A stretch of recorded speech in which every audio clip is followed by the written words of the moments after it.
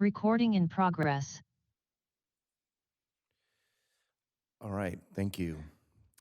I'd like to call this regular board meeting of the Desert Water Agency, December 5th, 2023. I'd like to call the meeting to order.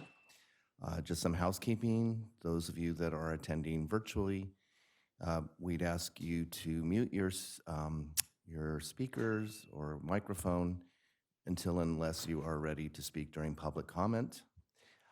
For those of us that are in the room, if you could silence your mobile devices, that would be appreciated as well. Directors will be called on in roll call order for discussion and questions in the following order: Directors Gracia, Director Bloomer, Secretary Treasurer McKenna, Vice President Bowman, and President Ortega. And all votes will be conducted via roll call. And with that, I'd like to take us into the Pledge of Allegiance and would ask Director Gracia to lead us, if you don't mind. Ready? Begin. I pledge allegiance to the flag of the United States of America and to the republic for which it stands, one nation, under God, indivisible, with liberty and justice for all.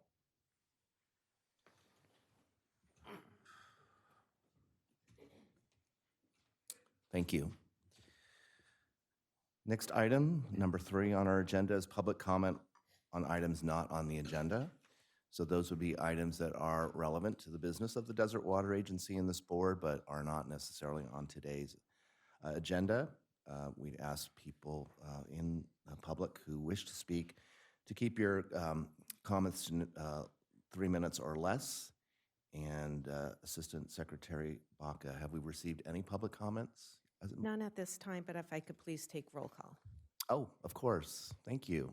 Director Gracia, Present. Director Bloomer, Present. Secretary Treasurer McKenna, Present. Vice President Bowman, I'm here. and President Ortega. All Present. Thank you. Right. So public comment of items not on the agenda, and we've received no public comment. So we can move to item 4, public comments on items listed on the agenda. Again, we'd ask members of the public to keep their comments to no more than 3 minutes. And I'll look for people in the room and online if there are any that wish to make public comment. Otherwise, we can move on to item 5. That would be the consent calendar items. We have 4 items. Are the members of the board can ask to have any of those items pulled for further discussion. Otherwise, I'll look for a motion to accept as presented. Mr. President, I move we accept the consent calendar as presented. Thank you. Could I have a second, please? I'll second. Thank you. So we have a first from Director Gracia, a second from Director Bloomer, and Assistant Secretary Baca. If we could have a roll call vote, please. Director Gracia, Aye. Director Bloomer, Aye. Secretary Treasurer McKenna, Aye. Vice President Bowman, Aye. and President Ortega. Aye. Motion passes. Thank you. Item 6, action items. We have several to review. The first item 6A, request authorization to continue emergency repair work at DWA facilities under resolution number 1312. Assistant Manager Johnson. Thank you, President Ortega, members of the board. So back in September, the board adopted resolution 1312, which declared a local emergency that required emergency repairs to agency facilities, specifically the Mission Creek spreading basins and Whitewater headworks, due to the tropical storm Hillary. And as required by that resolution, we are required as staff to update the board on the repairs. and the repairs to Whitewater headworks that have been completed are listed on the staff report here. And then on the Mission Creek replenishment facilities, we have now completed our the aerial survey, and the CAD mapping is anticipated any moment now, and that will allow a design to be prepared for the area that was damaged on that north west corner of the basin. So at this time, staff just recommends, as required by Resolution 1312, the board's concurrence that the continued work to repair agency facilities shall occur under the board's declaration of a local emergency. Thank you. Are there any questions for Mr. Johnson? I have no questions, thank you. Okay. Director Bloomer, No questions. Secretary Treasurer McKenna, any questions? I'm just wondering, when do you anticipate the Mission Creek facility will be able to receive water again? And when do you think Metropolitan will be in a position to deliver water there? It is able to receive water if we needed to put water into those facilities. We can do that. There is some security issues right now as far as the fence was destroyed. We are having a fence contractor come out to secure that area. The area did have a gas main that was damaged, and they were doing those repairs by the gas company. So there was a lot of crew out there and a lot of security. They are wrapping their work up now. So all of that security is going away. So we're looking to try to secure the site a little better. But as far as water deliveries, it is capable of receiving water. We would most likely put it on the south side. The north side, there is a little bit of damage to the first pond there. So we could just move the water to the other side and have just the south side take that water. And Metropolitan, what's the status of the? Met is delivering water right now to Whitewater. For the Mission Creek Basin, we've already delivered the amount of water we wanted to put into that basin for this year. So, and we anticipate that Met should have water for the remainder of the year. I know in March they will have their annual shutdown. They shut the aqueduct down for a month. Typically it's in February, but this year they've moved it to March, and they do all of their repairs on the aqueduct at that period. But so they stop water deliveries for that period of time. Great, thanks. Yep. Vice President Bowman? No questions, but I just want to say I was over there exploring, seeing what kind of damage that was done by Hillary, and it was extensive. And Mission Creek is still flowing right now from the headlands. And the good news for that aquifer is that that water is coming, straight in and soaking in naturally through the stream that is there. But the amount of water that had flowed down and the channels that were cut, golly, it was a lot of water.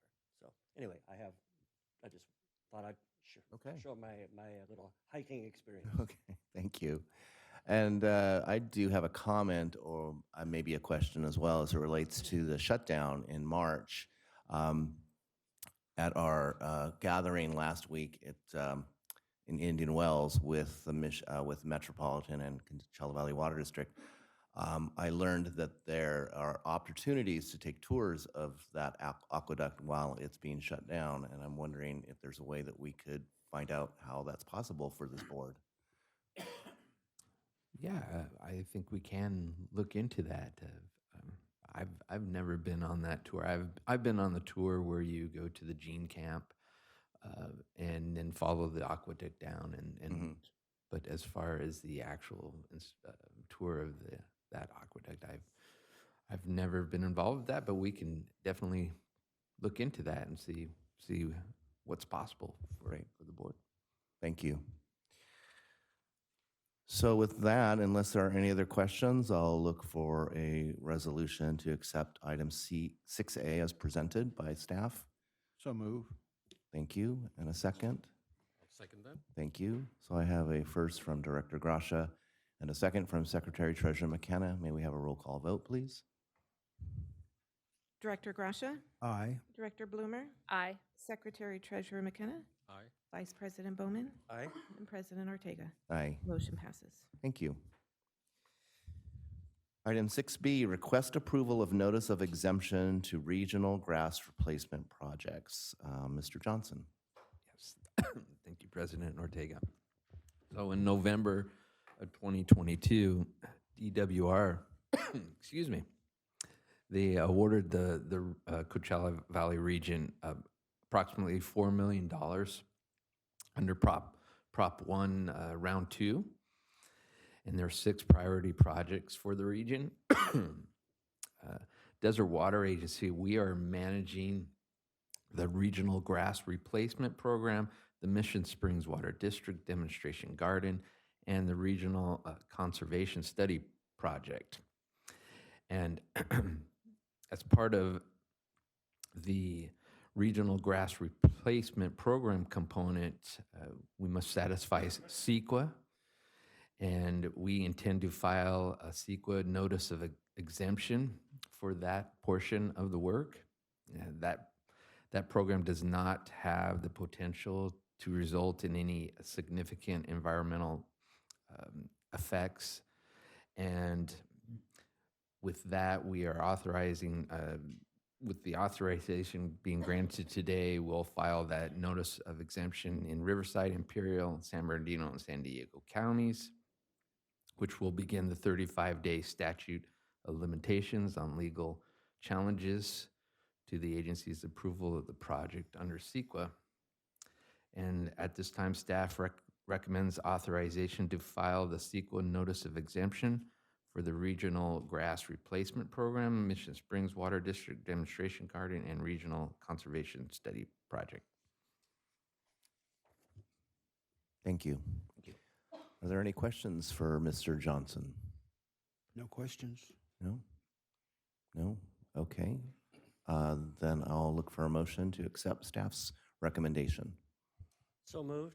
Okay, thank you. And a second, please. I'll second. Thank you. So I have a first from Vice President Bowman and a second from Director Bloomer. May we have a roll call vote, please? Director Gracia, Aye. Director Bloomer, Aye. Secretary Treasurer McKenna, Aye. Vice President Bowman, Aye. and President Ortega. Aye. Motion passes. Thank you. The next item, 6C, request approval of 10th Amendment to Tolling and Waiver Agreement. Again, Mr. Johnson. All right, thank you, President Ortega. So this last item, so in 2007, Desert Water Agency and all of the other state water contractors, they entered into a tolling and waiving agreement with DWR.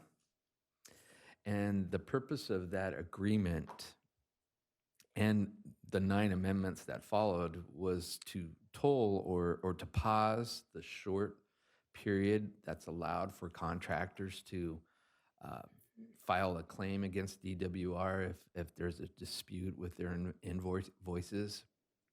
And the contractors in DWR didn't want to force the filing of lawsuits to resolve disputes, since they were engaged in discussions to resolve those disagreements. And so the current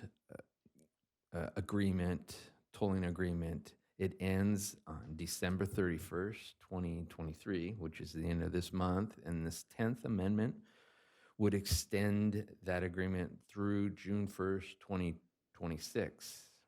And at this time, staff and legal counsel agree with the provisions set forth in the 10th Amendment and recommend approval for general manager to execute the 10th Amendment to the tolling and waiver agreement with Department of Water Resources.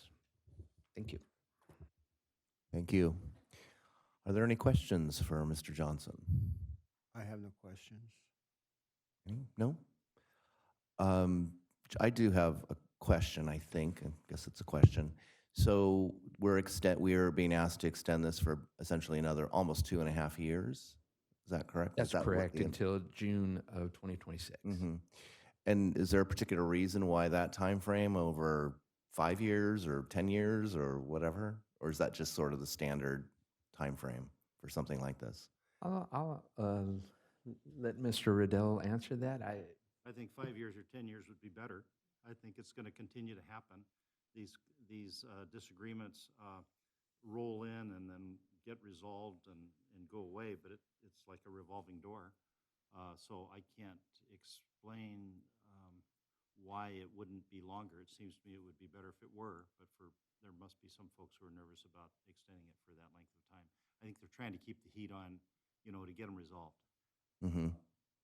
That hasn't, that heat has helped a little bit, but it hasn't resolved all the issues in the past, 15 years. So I think you can just look forward to, further extending it indefinitely. Because I think new claims are going to come in, new disagreements, and there's just going to be a list where some drop off at the bottom, but others get added at the top. It's just kind of a revolving door, I think. While it's cold, though, you can't file suit, right? So if you're waiting, you pull it. There's a provision in here for ending it. I believe. Right, but I mean, you have to if you have a problem with one of them, you have to take it off the list Right. before you Can sign the file a agreement, right? I mean, isn't that per provision? No, I think there's an off-ramp out of the agreement if I recall correctly, that you can hop off. Okay. Maybe Well, I'm it's in not. the last paragraph of the staff report, right? We already talked about that. I think that's the reason for it making it short is so that you can do that. You can file suit on something. Well, I think you can, even during a midterm, I think there's a way to opt out of the agreement so that you can file a lawsuit. So I don't think you have to wait for that 3 years to end. Has this ever impacted Desert Water Agency directly? Only in a positive way. Okay. Because it's saved the agency from having to file a lawsuit on a bunch of claims that really should be resolved through discussion. Okay. In my view, it's always been a benefit rather than a detriment. Okay. Thank you. So with that, I'll look for a motion to accept staff's recommendation on item 6A. So move, Mr. President. Thank you. And a second? I'll second. Thank you. First from Director Gracia, a second from Director Bloomer, and if we could have a roll call vote, please. Director Gracia, Aye. Director Bloomer, Aye. Secretary Treasurer McKenna, Aye. Vice President Bowman, Aye. and President Ortega. Aye. Motion passes. Thank you. So our next item 7 is the Secretary Treasurer's report for October 2023. Director McKenna. Well, the financial highlights for October 2023 are, in the operating fund, we received $3.7 million in water sales revenue, $80,000 in recycled water sales revenue, and $18,000 in power sales revenue from Southern California Edison for the Snow Creek Hydro. We received $57,500 in construction deposits and $1.2 million in grant funds from the Department of Water Resources for the turf replacement program. We paid out $3.9 million in accounts payable. Year-to-date water sales are 6% under budget. Revenue is 2% over budget, and total expenses are 15% under budget. I have to say I love that trend. We have 23,510 active services, and that's one up on last month. In the general fund, we received $1.7 million in replenishment assessments, $1.7 million, most of that was from the operating fund, and $44,000 from private pumpers. We also received $528,000 in state water project refunds, and we paid $1.3 million in state water project charges for a year-to-date total of $8.1 million. In wastewater fund, we received $74,000 in receipts and paid out $82,000 in accounts payable. All right, thank you. Are there any questions for Secretary Treasurer McKenna? No questions. No? All right, we can move on to the next item, which is 8, General Manager's Report. Mr. Johnson. All right, thank you, President Ortega, members of the board. So the first item is pretty exciting news. So Sites Reservoir.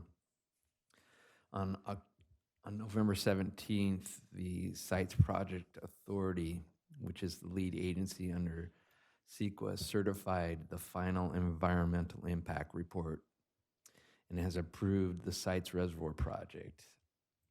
And with this certification, the authority will be moving forward with the project and the final stages on the construction. And the release of this final EIR, EIS has taken over 20 years of environmental analysis, which started by DWR back in November of 2001 with a publication of a notice of preparation, or NOP. Since then, the authority was formed, and in February of 2017, the authority, as the CEQA lead agency, issued a supplemental NOP. Should be noted, as previously reported back on November 6th, Governor Newsom certified the site's reservoir project as an infrastructure project qualifying for judicial streamlining under Senate Bill 149. By certifying this project, courts must decide CEQA challenges to sites projects within 270 days to the extent of feasibility. So this should definitely keep this project moving forward fairly rapidly. The next item is regarding the Sacramento Delta update. So on the 28th, the State Water Board released their draft staff report for the Sacramento Delta update to the Bay Delta Plan. And so this draft report assesses a range of alternatives that the State Water Board may consider adopting to include the agreements, or what's known as voluntary agreements. And DWA has long supported the VAs as the best approach to protecting, restoring, and enhancing the Bay Delta. The State Board has held 2 hearings on this draft staff report. The first was on November 17th, and they just held one on December 1st,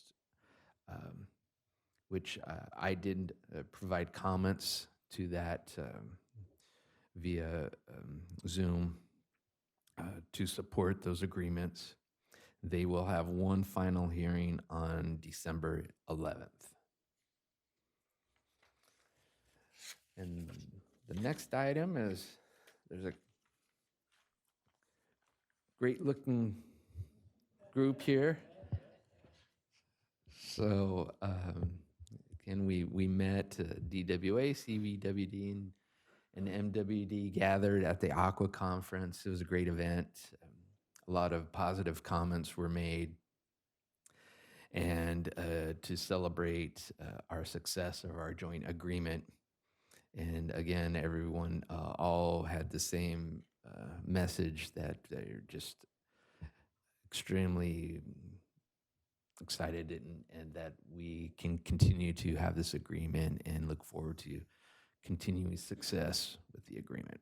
And as you can see, we're all standing we're all happy there.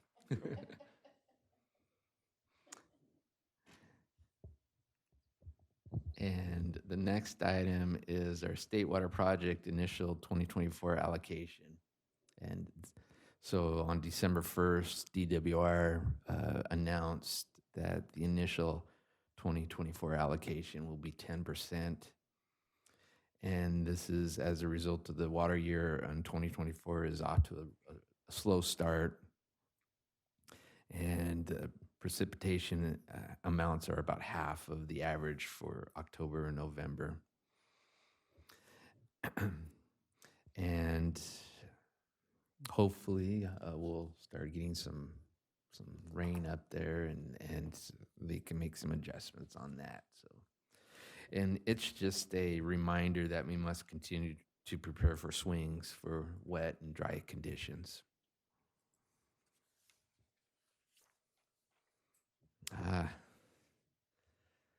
The annual Festival of Lights Parade. So that's look, Mark, Mr. Krause, there we doing some painting there on that photo, and mishopping.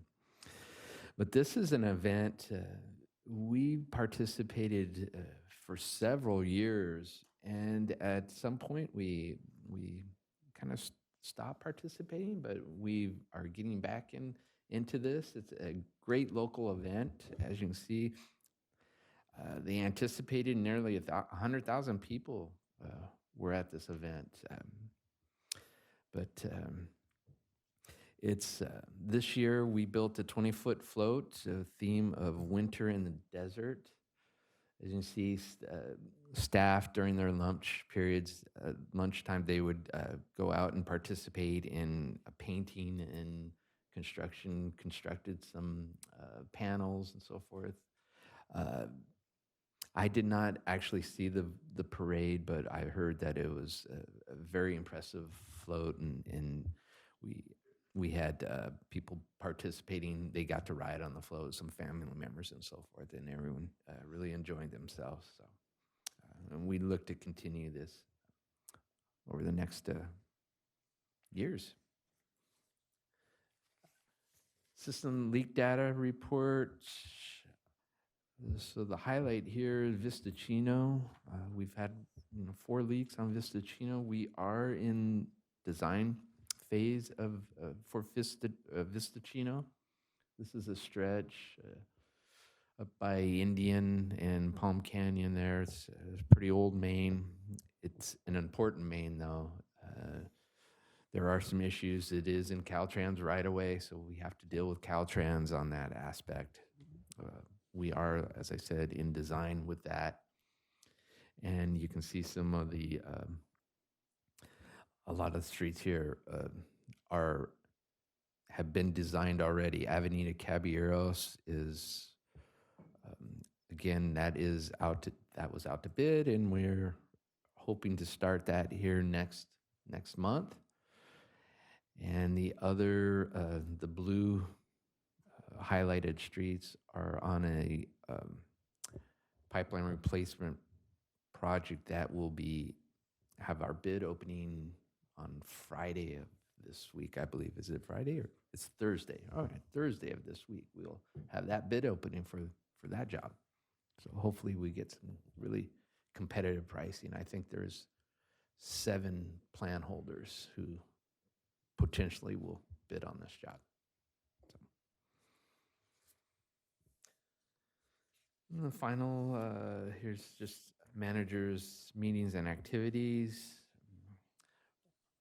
on the 27th and 29th, and on December 4th, you can see tribal mediation. That's a item that we're really heavy involved in with right now, and I think we're scheduling a meeting at least once a week on that here to try to see if we can get this resolved. And with that, I'd be happy to answer any questions that the board may have. Thank you. Any questions for Mr. Johnson about the general manager's report? No questions. Thank you. I don't have any questions, but I have one comment. I watched the parade at home on TV, and the float looked really good on TV. So, good job. Great, yeah. And then the staff, they were pretty excited about it. So, yeah. Any other? I saw photographs. It looked great out there. So whatever that's worth. Yeah. So who got to drive? Melcher, one of the construction foremen, drove, and he was really excited to get to be the driver on that. There's kind of pressure, you really got to pay attention. Yes, you do. All right, thank you. Any other comments or questions for our assistant general manager? No, thank you. No? Okay, so we can move to the next item, which would be item 9, director's reports on meetings and events attended on behalf of the agency. We'll start with Director Gracia, and I'd ask the directors to identify the dates and the event in their discussion. So, Director Gracia, please. Well, I'll start with our last meeting, which was on December 21st. And then that week there were no events that I attended, as it appears here on my calendar. Then on the 28th through the 30th, I attended and I think we all did, I think all five of us were there, the Aqua Fall Conference in Indian Wells. You know, not always, not always certain these things get a return on the investment, but I would say this one, we got our money's worth and beyond, and might make up for those that fell short a little bit.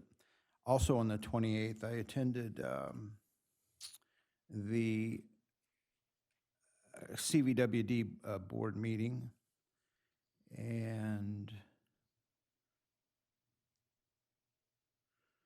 some of the interesting things that happened there was Director John Aguilar had been appointed to represent CVWD on the IID Coachella Valley Energy Commission. He asked to be replaced, I guess, have another director volunteer to fill in for him. And there were no volunteers. And so it looks like it's been handed off to their general manager, which was interesting. And also of the 14 agencies that have representatives from the Coachella Valley on that board, CVWD's is the only one that requires IID's approval. Interesting way of doing things in regard to that. I don't know if you're familiar with what's going on, but there has been and continues to be a movement to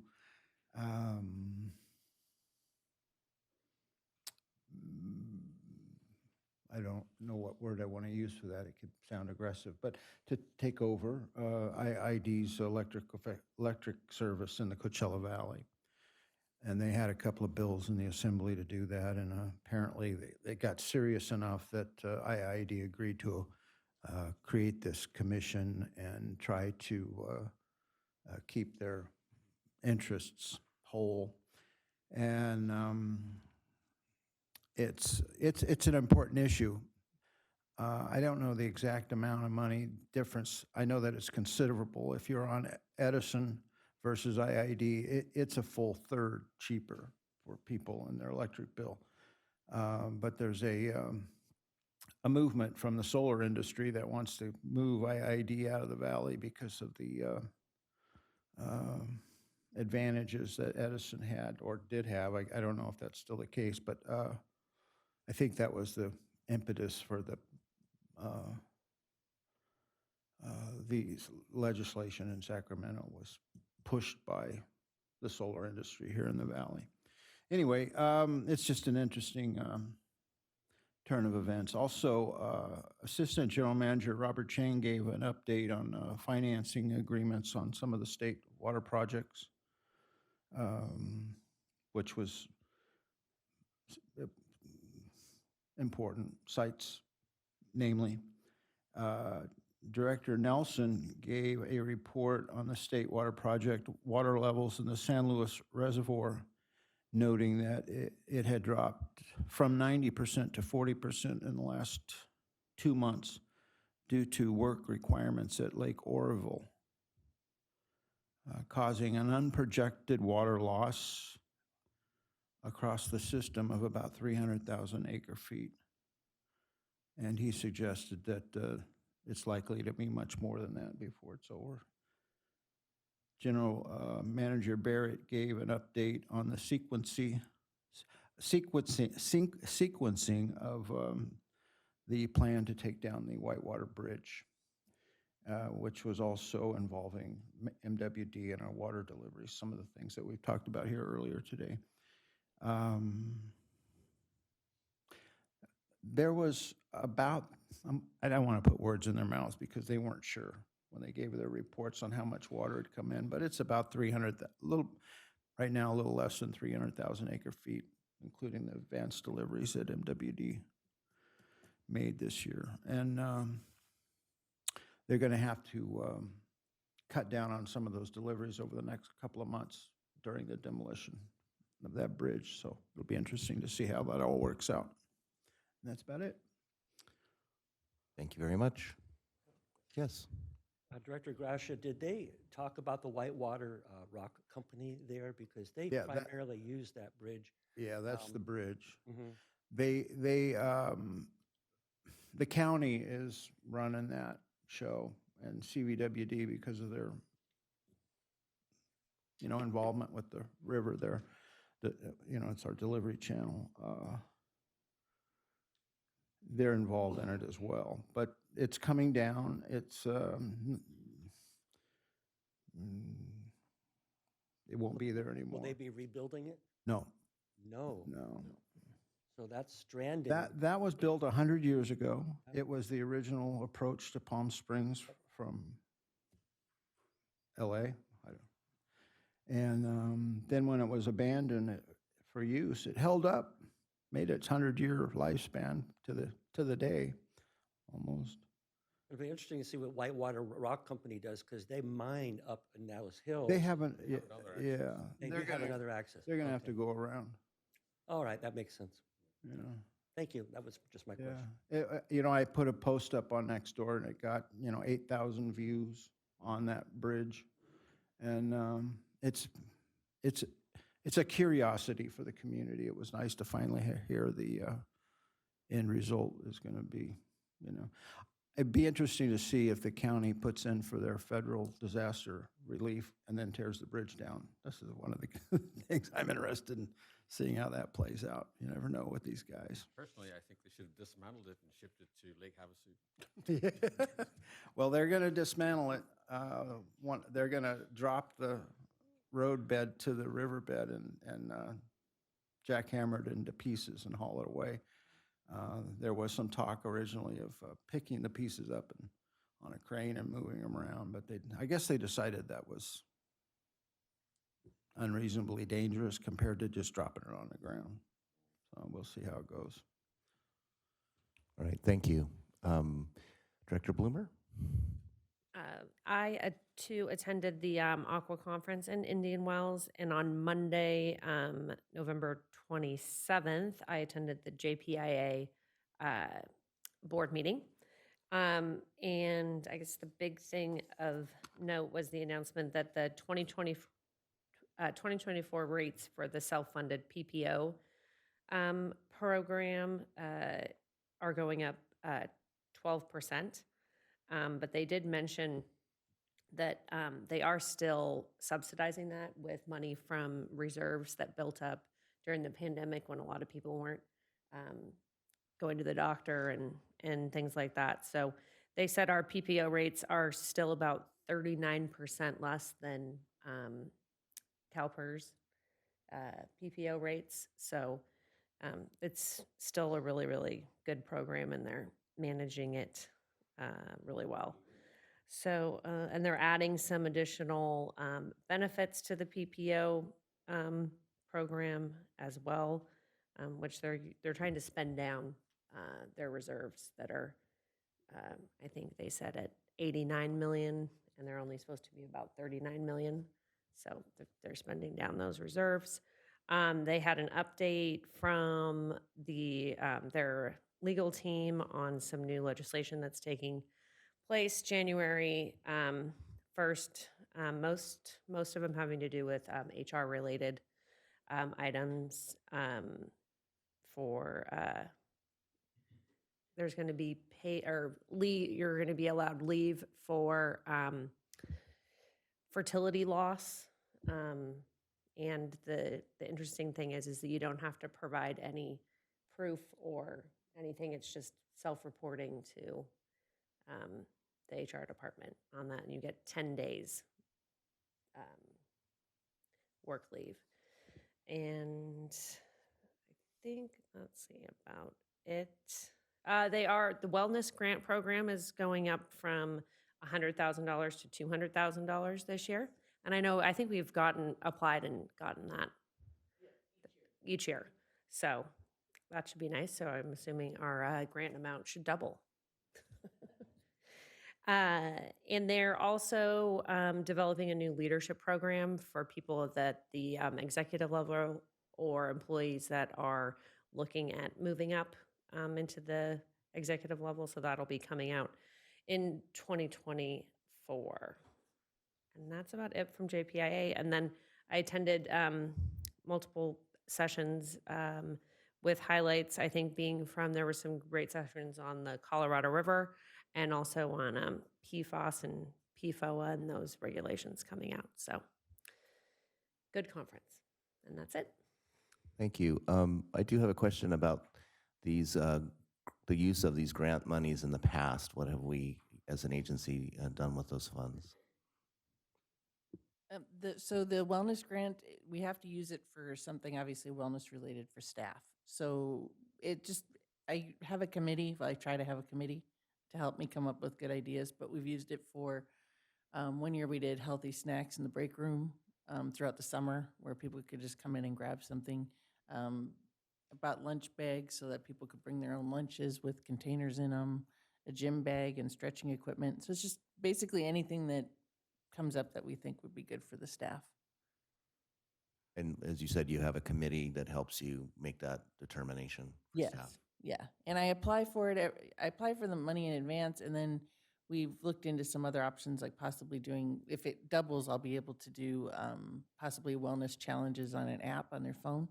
I've Okay. been wanting to do that one, but it was too expensive. Okay. Is that something that would be, you would maybe buy something that's sort of off the shelf, or would that be something that would be customized for the agency if you were to go that route? There's one that I've actually used in the past through United Way and CVWD. It's called Wellable, and it's cost effective, and you can do little challenges within the agency and stuff to encourage more walking and drinking water and stuff. So that most likely, based on my research that I've been doing, that would be the one we would go with. Okay, thank you. Mhm. Any other questions? No? We'll move then to Secretary Treasurer McKenna. Well, I spent much of the month on vacation, but in my defense, a good deal of that was underwater. So I attended the Aqua meeting in Indian Wells on the 29th and 30th, so I missed that lovely group photograph. I'm sorry. I had a couple of interesting experiences. I attended a private briefing on the Bay Delta project and found that the core staff that are involved in that, working very, very diligently, in spite of the fairly negative public response that, the LA Times and so on. They're working hard on it, and I wish them the best, because that's a tough sell to the general public, but it's important to us because it will underwrite our reliability in future years.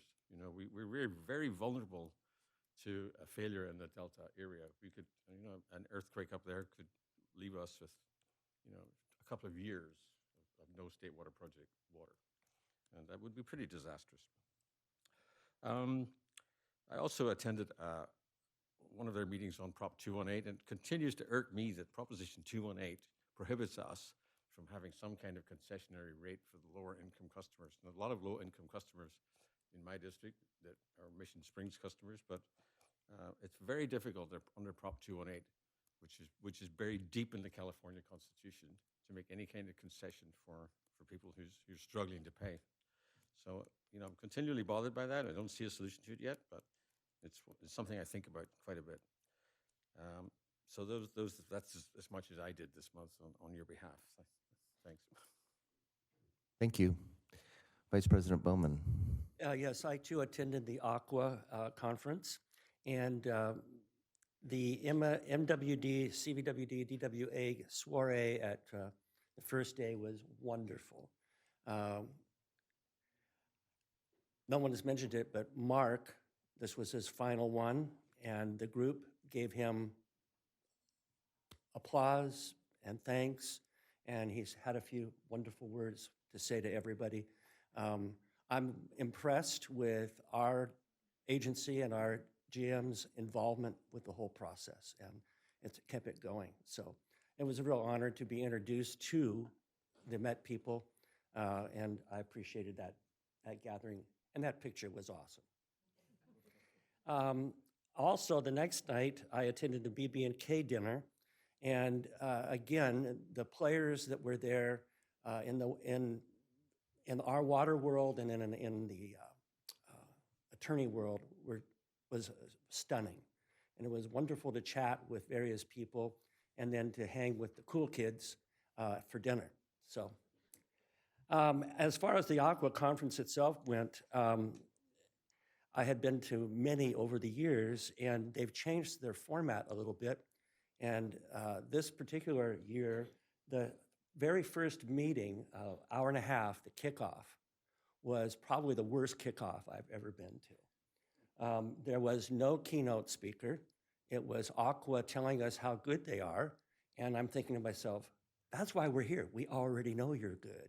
And why are you doing this? And they were giving reports. And anyway, I have yet to get something from Aqua to give feedback, but they should have led with a real positive speaker.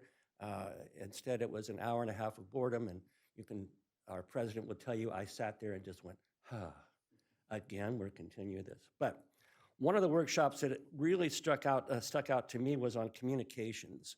I really believe that we need to keep the message going out. And the Irvine Valley Ranch Water District had two wonderful points. The first was make it fun and meaningful.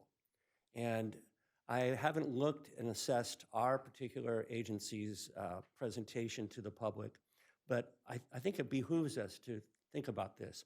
And then the second point they were making underneath that was limit the top-down calls to action. And a top-down call to action is, hey, everybody save water. We need to save water. And that's just as a boring statement that people hear. And they said, come up with some creative ways. And one of their creative ways was a new character called Wasty. He was a water waster. And it was completely the reverse of what we normally say, save water, save water. Here's this cartoon character, Wasty, wasting water, and everybody gets the point. Don't do it. And I thought that was very ingenious. I had a wonderful discussion with a PIO from another agency, and I won't name that, but who it was. They asked me, should we be on social media? And I said, your customers already are on social media. And if you're not on social media, you're going to be behind the eight ball catching up with public thought and sentiment about the agency. So I would encourage us to, Facebook, Nextdoor, Instagram, these things really matter to people. And lastly, I think the fun of Aqua and gatherings like that, fun is probably too frivolous of a word. The seriousness of the Aquas and the gatherings is being able to hang with other districts. CVWD, I got to talk with some of our peers there, and same with MSWD, and that esprit de corps that we could create by just having lunch together and being together. So it was a good Aqua, even though they have a format that shifted, and I think the first hour and a half sucked. But. Okay. Yes, you made it very clear you were not happy. Anyway, so just to fill in a couple of things that haven't been mentioned already regarding the Aqua Conference and the meeting with CVWD and Metropolitan on the 28th, 29th, and the 30th. The one session that I attended was about multi-agency water projects.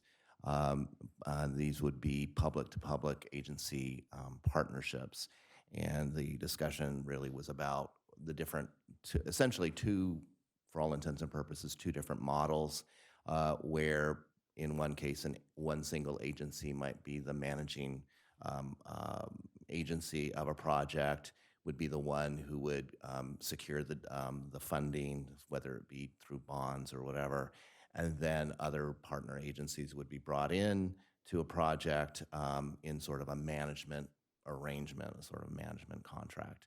But that one agency would take full responsibility for the overall management and for the debt, as opposed to another type of option, which is through a JPA, where that debt would then be apportioned out to the different agencies.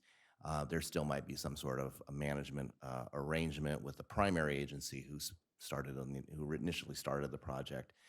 But it was interesting to talk to and hear different examples from the city of Santa Barbara with regard to a project that they have with Montecito and the Padre Dam Municipal Water District and several agencies in that part of San Diego County that are working together on multiple agency water projects.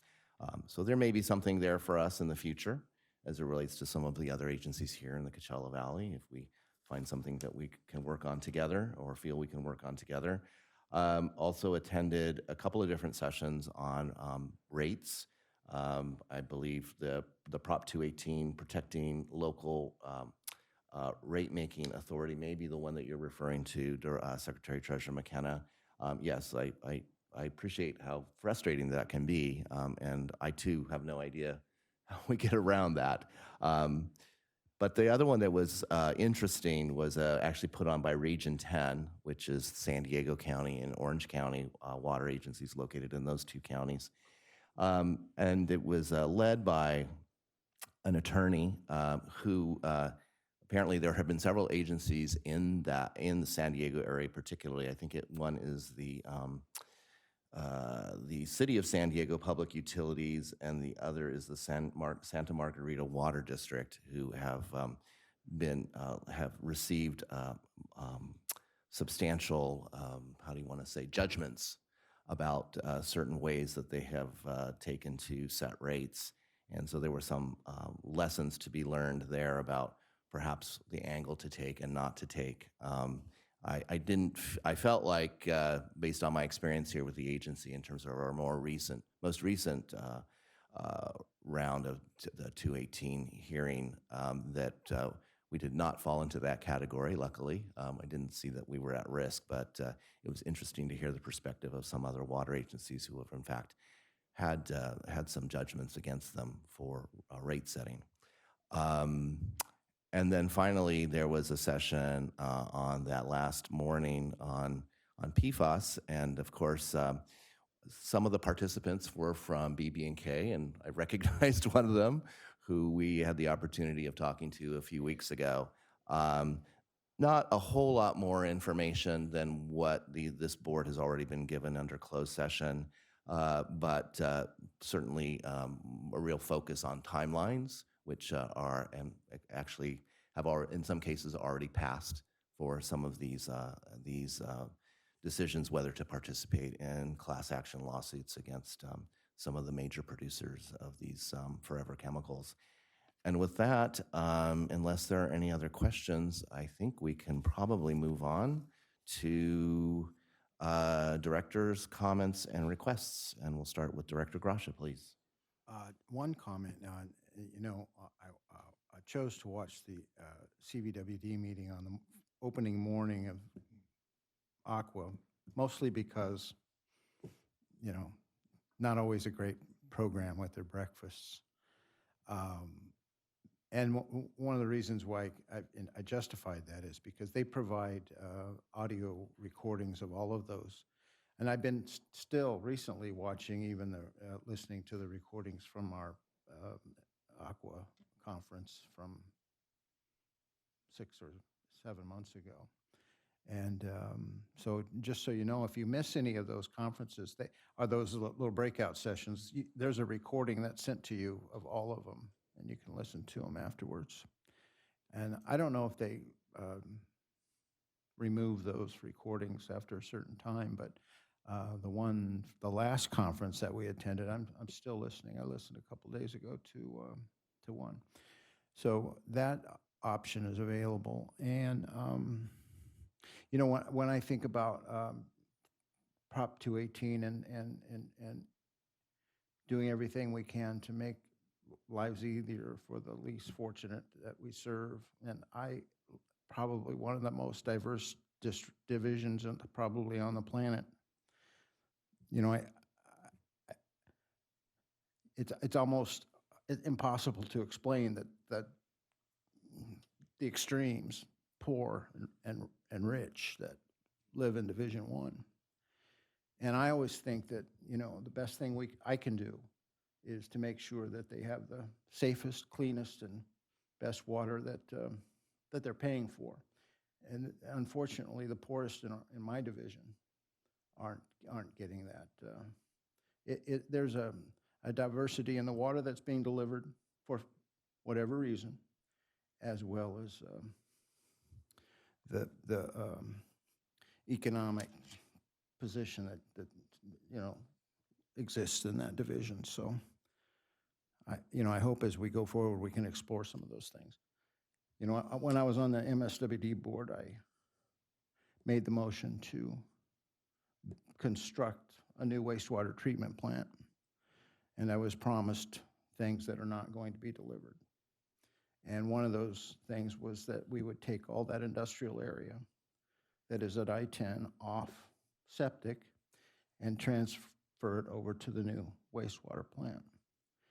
That's a bio time bomb. That's right there. And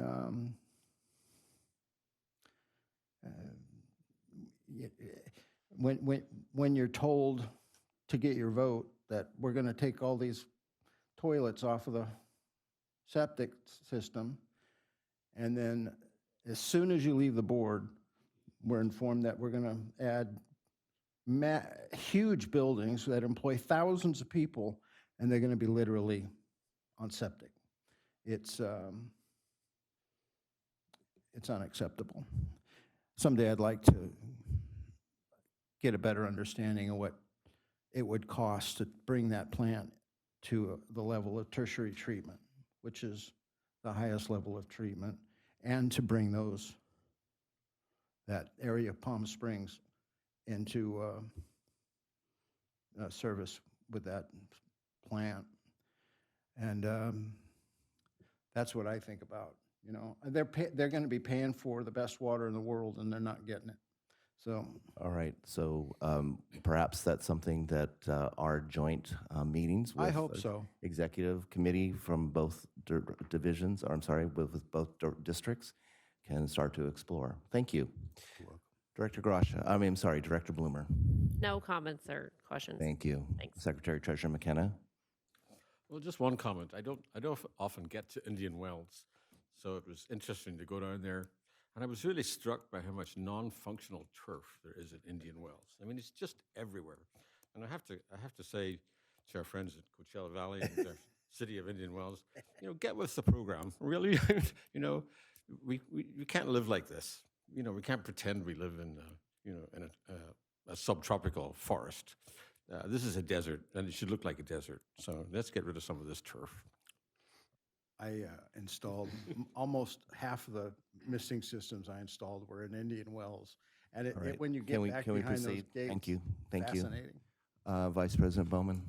Yeah, we had been discussing today the aqueduct a little bit, and I just want to remind everybody here in the room and perhaps might be listening that years ago I put together a presentation that I did for the Desert Hot Springs Historical Society entitled The Hidden Waters of Desert Hot Springs, and where I dive into the history of the aqueduct.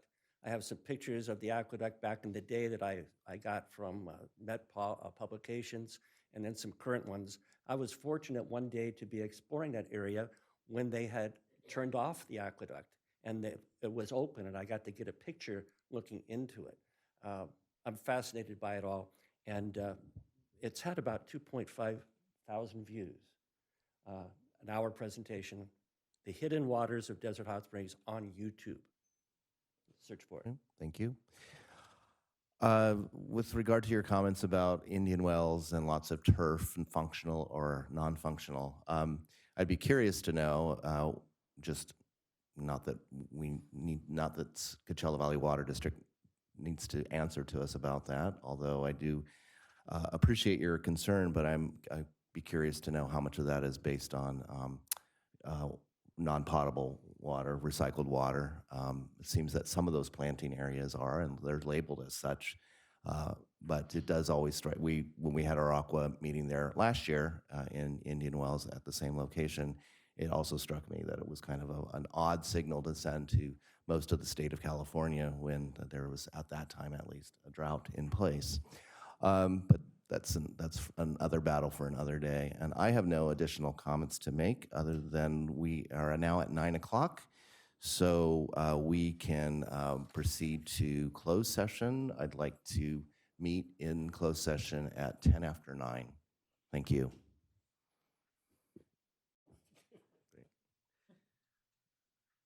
Do we need to record or?